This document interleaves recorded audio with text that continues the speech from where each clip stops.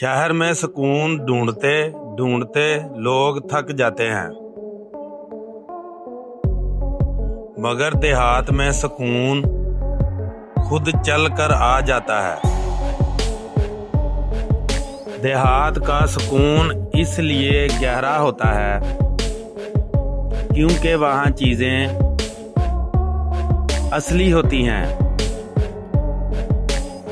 लोग कम होते हैं मगर अपने होते हैं।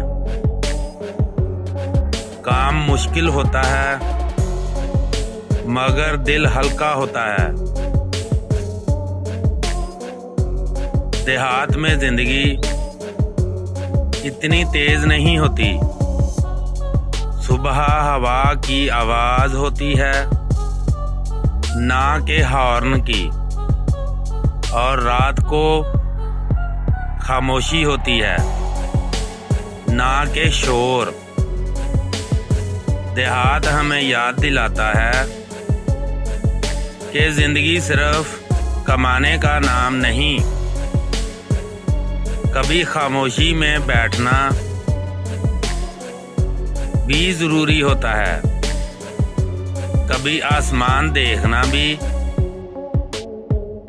और कभी खुद को महसूस करना भी। शायद इसीलिए जो एक बार देहात का सुकून महसूस कर लेता है वो फिर शहर में पूरा नहीं रह पाता। सोचो, तुम्हारा सुकून कहाँ रहता है?